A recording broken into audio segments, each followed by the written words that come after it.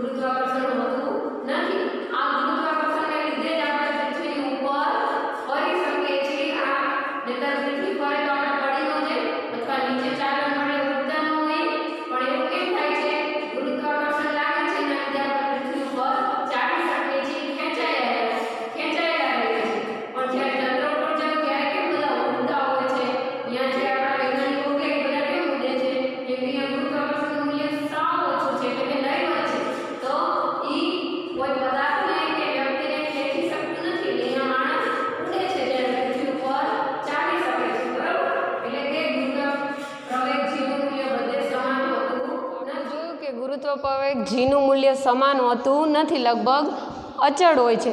હવે પૃથ્વીની સપાટી પર અથવા એની નજીક જીનું મૂલ્ય લગભગ અચળ હોય। પૃથ્વીની સપાટી ઉપર લો કે એનાથી થોડીક નજીકના વિસ્તારમાં જાઓ તો સરખું હોય, પણ પછી જેમ જેમ આગળ જાઓ એમ એમ ગુરુત્વ પ્રવેગ જીનું મૂલ્ય ઘટતું જાય ને પૃથ્વીની સપાટીની નજીક આવો એમ વધતું જાય છે। તો હવે આ ગુરુત્વ પ્રવેગ જી આપણે સૂત્ર તો શોધી લીધું, પણ આનું કંઈક નિશ્ચિત મૂલ્ય પણ હોવું જોઈએ ને, જે આપણે અત્યારે વાત કરીએ છીએ મૂલ્ય વધે ઘટે, પણ એ મૂલ્ય છે કેટલું તો એ ગણવું હોય તો પહેલાં તો આપણે સૂત્ર લખી જી બરાબર જી એમ છેદમાં આર સ્ક્વેર। હવે આ સમીકરણ 3 છે એમાં આપણે જીની એમની અને આરની કિંમત મૂકવાની છે। તો જી એટલે શું છે? ગુરુત્વાકર્ષણનો સાર્વત્રિક અચળાંક, તો એનું મૂલ્ય 6.7 × 10⁻11 ન્યૂટન મીટર વર્ગ ઇન્ટુ કિલોગ્રામની -2 નિશ્ચિત છે। પછી છે પૃથ્વીનું દ્રવ્યમાન, એમ એટલે પૃથ્વીનું દળ છે, તો એ કેટલું છે? 6 × 10⁻24 કિલોગ્રામ જેટલું છે। અને પછી છે પૃથ્વીની ત્રિજ્યા, જેને 6.4 × 10⁻6 મીટર જેટલી છે। આ બધા વૈજ્ઞાનિક રીતે તારવેલા નિશ્ચિત મૂલ્ય છે, આમાં આપણે કોઈ ફેરફાર કરી શકીએ નહીં। તો આ બધા મૂલ્યની કિંમત આપણે સમીકરણ 3 એટલે આ સમીકરણમાં મૂકી, એટલે કે જી બરાબર કેપિટલ જીની કિંમત કેટલી છે? 6.7 × 10⁻11 ગુણ્યા કેપિટલ એમની કિંમત છે 6 × 10⁻24 કિલોગ્રામ છેદમાં આર એટલે શું છે? 6.4 × 10⁻6 મીટરનો વર્ગ આ પૃથ્વીની ત્રિજ્યા છે। તો પહેલાં તમે આ જેટલા આંકડા આપ્યા છે એનો ગુણાકાર કરીને 6.4નો વર્ગ કરીને એને ભાગો, પછી એનું ઘાતનું સાદું રૂપ આપો અને પછી આ સ્વરૂપમાં પોઈન્ટ ખસેડીને ફેરવી દેશો, એટલે કે જી બરાબર તમને ગુરુત્વ પ્રવેગનું મૂલ્ય મળશે 9.8 મીટર પ્રતિ સેકન્ડનો વર્ગ। અને જો આપણે નજીકનું મૂલ્ય સમજવું હોય તો આ થાય 10 મીટર પ્રતિ સેકન્ડનો વર્ગ। ઘણી જગ્યાએ ગણતરીમાં 9.8 લે છે, તો ઘણી જગ્યાએ એનું આશરે મૂલ્ય એટલે કે નજીકનું 10 મૂલ્ય લે છે। તો આ ગુરુત્વ પ્રવેગનું મૂલ્ય છે। તમને 2 માર્કમાં પૂછી લે કે ગુરુત્વ પ્રવેગની ગણતરી કરો, અથવા 5 માર્કમાં પૂછે મુક્ત પતન સમજાવો, તો તમારે આ બધું જ મુદ્દા પ્રમાણે લખવું પડે। એ સિવાય ગુરુત્વ પ્રવેગ જીની પણ ગણતરી કરવી પડે। તમારે હોમવર્કમાં આ મુક્ત પતન છે જે મેં સમજાવી 2-3 વાર વિડીયો જોયા પછી જાતે આ મુક્ત પતન 2 વાર લખીને પાકું કરવાનું છે, અને મને બધાએ લખીને ફરજિયાત મોકલવાનું છે।